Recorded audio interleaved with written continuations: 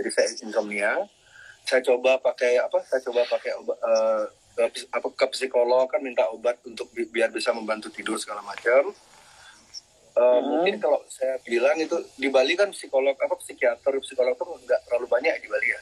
Maksudnya nggak sampai 30-an gitu lah. Itu mungkin bisa dibilang hampir semua psikiater dan psikolog di Bali itu saya coba satu-satu tuh saya cari obat yang paling efektif gitu ya. Dan sekitar hampir 1 tahun lebih saya coba cari obat itu, saya dapat gitu loh. Benar-benar hampir setahun lah saya tuh benar-benar susah tidur. Jadi sehari itu tidur cuma 2 jam, kadang-kadang nggak tidur sama sekali. Itu susah banget, dan saya malah jadi sangat ketergantungan terhadap yang namanya Xanax. Oh, sejenis obat-obatan ya? Iya, ya itu kan membantu, itu kan antidepresan kan. Antidepresan, benar.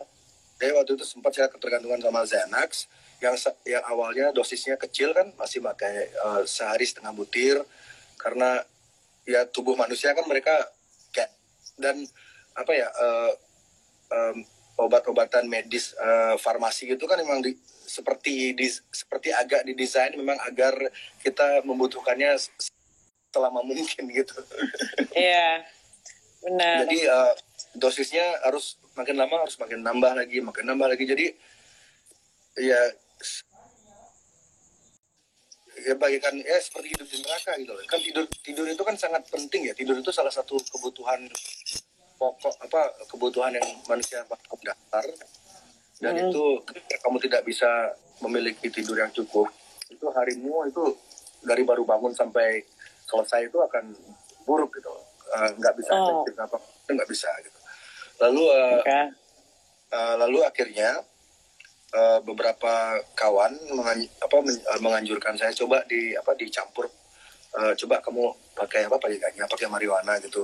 Soalnya kalau minta resep ke dokter marijuana kan di Indonesia belum bisa kan. Iya benar, belum bisa. Dan akhirnya beli mencoba. Nah ini gini, awalnya itu saya tur ke mana? Saya kan teman tur ke Eropa itu. Saya sempat tur ke Eropa, dan di Amsterdam itu kan gampang banget ya cari segala jenis marijuana gitu. Dan di sana tuh saya tuh bener-bener nggak perlu pakai obat. Untuk tidur itu saya tinggal coba setengah batang itu pun langsung bisa tidur dengan nyaman gitu, dan bangunnya tuh seger gitu. Jadi di sana saya sepulang dari tur di Eropa itu sampai Indonesia, akhirnya saya mencoba memadukan antara obat dokter saya padukan dengan marijuana gitu. Oke. Berarti bisa disimpulkan bahwa Beli merasa cocok dengan tanaman ini, gitu? Sangat cocok. Jadi satu membuat tidur lebih enak. Terus kedua, saya kan tipe orangnya ini sangat sangat hyper orangnya, nggak bisa diem. Jadi saya tuh bergerak terus. Pikiran saya tuh selalu berpikir gitu loh. Jadi saya tuh susah tenang orangnya. Ketika mengkonsumsi marijuana, saya bisa merasa lebih tenang, merasa lebih lebih sehat, lebih berpikir juga lebih jernih gitu. Jadi nggak cepat panik. Ya. Kalau dulu kan dulu saya lebih gampang panik. Kalau sekarang lebih chill gitu. Menghadapi bully kan sering tuh dibully di internet segala macam, di sosial media gitu. Kalau dulu tuh masih sangat emosian. Kalau sekarang tuh lebih kayak saya jadikan lawakan gitu. Jadi lebih bisa, intinya marijuana tuh bisa membuat saya lebih menikmati hidup gitu, sebagai seorang manusia. Dan yang perlu digarisbawahi kan, saya tidak merugikan orang lain gitu. Tidak ada itu paling benar. Iya, tidak ada mencuri, tidak ada merampok, tidak ada berbuat kriminal. Dan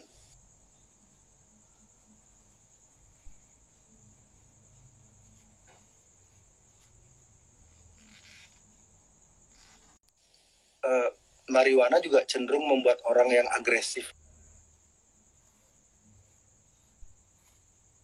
itu menjadi lebih calm gitu. Jadi ya begitulah.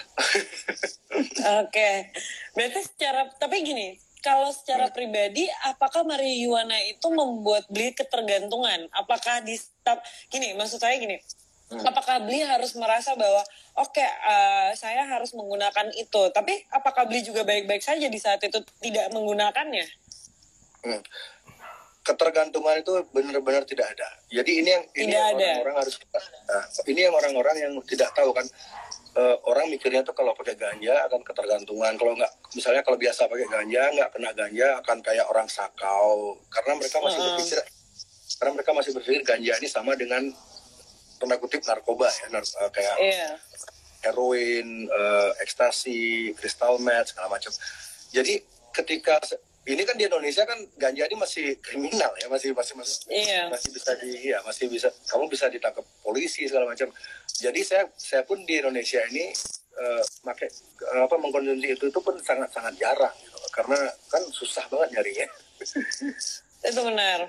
Tapi setidaknya setidaknya dari pengalaman Bli pun kita udah bisa mengutip bahwa ganja itu tidak membuat manusia ketergantungan dan tidak bisa, maksudnya kita tidak bisa memberikan statement bahwa ganja itu bisa merusak manusia gitu dan memberikan rasa adiktif seperti heroin ataupun nikotin. Nah, tetapi kan masih banyak stereotip orang Indonesia ini loh yang hanya menjadi follower, yang itu yang harus kita edukasi dan kita berikan misalnya kita berikan realitanya. Nah, sebenarnya aku banyak harapan dengan aku live sama Bli ini adalah aku bisa ngasih tahu gitu loh untuk orang-orang di luar sana yang berpikir tentang marijuana ini bahwa marijuana it's not a bad thing, it's a really good thing for everyone gitu.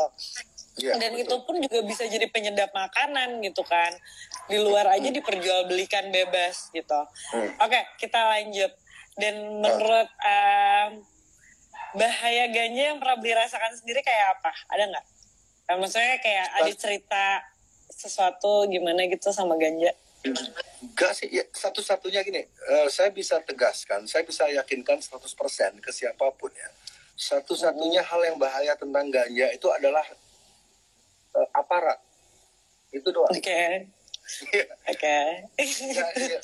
Ganja itu nggak membuat kamu tidak membuat kamu jadi seorang penjahat. Kamu tuh justru kalau menurut saya sih ganja itu membuat orang menjadi kayak lebih perasaannya tuh kayak lebih soft gitu loh.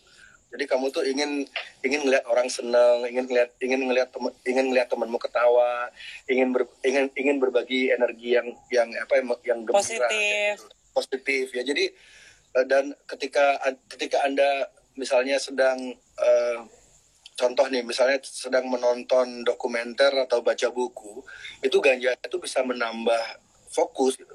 Kalau bagi saya ya, ketika nonton dokumenter tuh kamu bisa berpikir, kamu tuh bisa melihat sebuah dokumenter tuh dengan lebih presisinya tuh lebih tajam lagi gitu, menelaah sebuah dokumenter atau mendalami sebuah buku tuh kamu bisa melihatnya dengan gambar yang lebih besar gitu lah, in a bigger picture gitu, karena otakmu tuh lebih hidup gitu. Jadi kamu tuh nggak kaku gitu pola berpikirnya. Jadi satu-satunya hal yang bahaya tentang ganja ini adalah ya hukum yang dibuat oleh manusia. Soalnya kan ini juga kan sudah berkali-kali dikampanyekan oleh LGN Indonesia dan LGN Bali juga. Sampai hari ini, sampai detik ini tidak ada satupun kasus orang meninggal atau sakit karena ganja. Yang ada adalah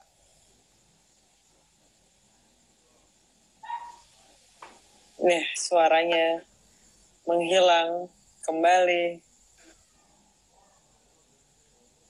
Orang-orang sebenarnya bukan kriminal. Suaranya. Dan mereka itu agar hidupnya tidak stres. Mereka itu perlu stimulan agar mereka tidak depresi. Hilang.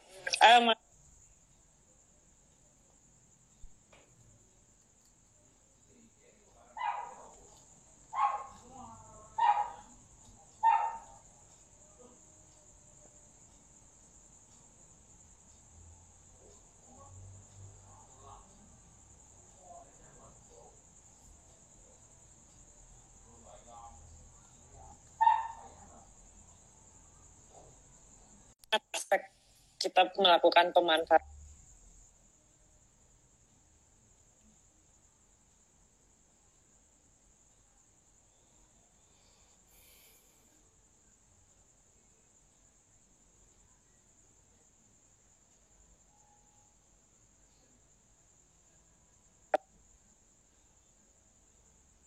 Aduh, ya udah.